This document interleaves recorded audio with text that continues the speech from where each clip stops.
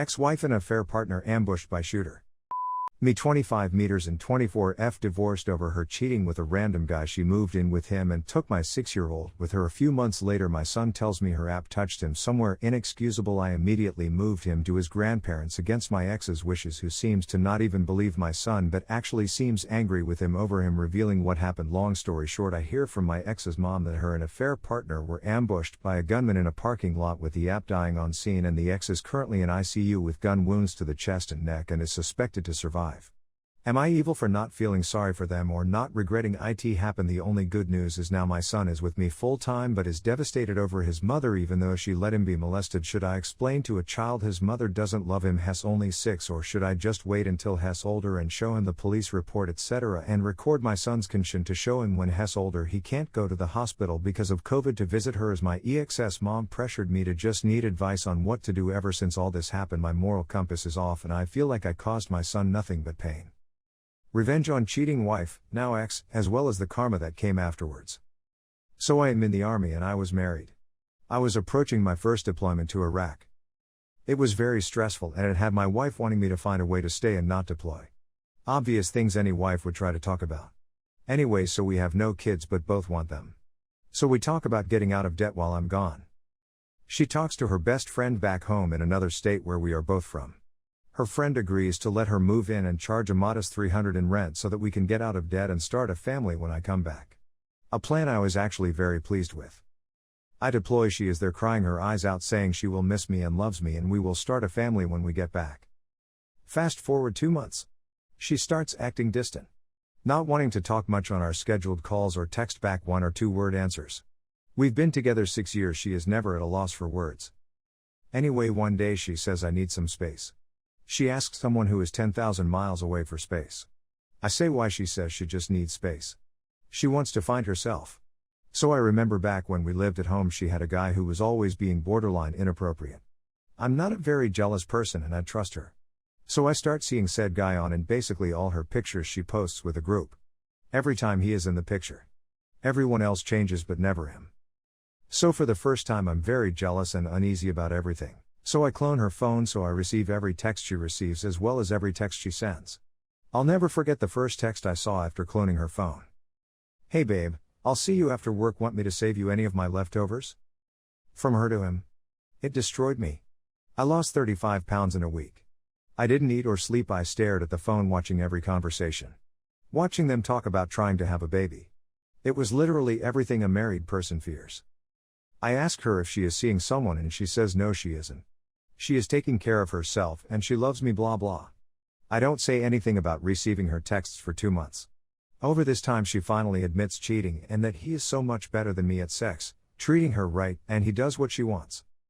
During this time she pays our debt off, gets tattoos with him, matching I love you tattoos, goes to shows with him, buying clothes with the money I'm making. So this is where revenge starts.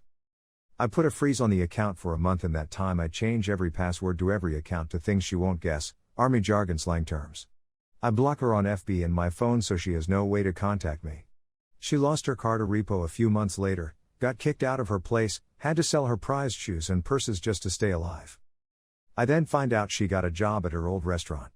So I post all the text conversations I have with her and the guy talking about having babies that have timestamps on it, as well as post conversations we had with the matching timestamps showing all of our friends what she has done.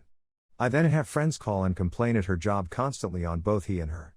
They work at a restaurant, so I also have friends dine and dash. They both get fired.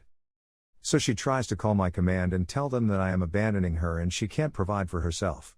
My commander knows what is going on. He does nothing because he had something similar happen. Then about a month before I come back she calls me from another number to tell me she is pregnant with his kid. Mind you, I'm still gone so we cannot get divorced yet. She moved away with him. 10 hours from me. April 24, 2018. She calls me 5 months pregnant, crying uncontrollably, asking me where she should go. Apparently they have a giant blow-up fight. She tells him she is leaving. She says she doesn't know where to go and I simply say sorry, not my problem anymore. Fast forward January of this year. She calls me from a mutual friend's phone. He hit me. Ike, what to do? Me, maybe, you don't cheat on your husband when he is deployed for some guy who talks a big game. Well, I guess you are happy about this? Me, No, but I'm glad I know I'm not the bad guy in this story. And then the next month. He is cheating on me with 2 girls. I'm sorry. I regret everything I did. I fucked it all up. Me, yeah, you did. All in all, this woman destroyed my life. Put me into a deep depression I'm still dealing with. But I do feel a little better having proof that I wasn't the problem. To think if this happened even 10 or 5 years ago, I would have come back to an empty bank account, an empty house, as well as seeing my then wife pregnant with another man's baby. She actually hit me up yesterday to ask for some money to help cover rent. Edit, answer a few questions. I realized I left out that we got divorced before the kid was born, so I have no financial responsibility to her, haven't now for almost a year. I mainly use T-Mobile's Digit service to clone the phone. Google it, I don't feel like typing it. Also, no, I wasn't celebrating that she was physically abused. I did tell her to call the cops, but that's all I did. It's not right to abuse someone, but I also have no responsibility to watch out for her well-being. Yep, you did, and you throw it all away for a cheater. Now you know how it feels to be cheated on and should understand why I have no sympathy for you. Please don't contact me ever again, and tell the friend who lent you their phone for you to contact me that I will assume they are as naive as you are if they are still associating with you, and I will block them out of my life also. Well played, soldier. And thank you for serving your country. And thank you for being fair to her, even though I'm sure you were positively livid. She dug her hole. She now has to live in it. Someone who prizes shoes and purses when they are trying to save to start a family is immature at best, shallow at worst. You may not have realized what kind of person she really is, but she showed you. You dodged a bullet, buddy. My wish for you is next time you'll find a woman with some substance who already learned life's lessons. Yay, definitely. She had 3 purses that were $1,000 apiece. And multiple shoes that were $300 plus. But yet I was a bad husband. Oh, and just for more context. I bought a PS4, I already had an Xbox. She lost her shit exclaiming it was a waste of money. Yay, totally waste, like those purses you have that do so much. Meanwhile, I had trouble justifying putting a laptop on layaway that cost around $700 and came with a free printer. I got it in the end as I needed something to type on for university. How can other women justify that much on a purse, let alone that on shoes? I felt really guilty spending nearly $100 on an amazingly cute purse/handbag that I would never get a chance to see again. Husband assured me it would be okay, but I think I agonized over it for at least half an hour.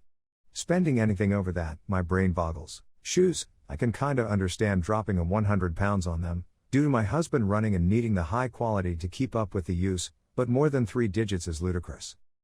Yeah, my husband is 6 feet 5 inches and has back issues. So he spends $100, $200 on shoes that support his ankles and back. I personally spend between $20 and $60 on shoes. Same on handbags. It isn't that I can't afford it. Well, I can't afford $1,000 bags, but I could spend a couple hundred. I just prefer to spend my money on my kids or on experiences. I like concerts, trips, museums, canoeing, fishing trips, and the like. I would prefer going to do something in my $30 shoes than to have expensive shoes and bags any day.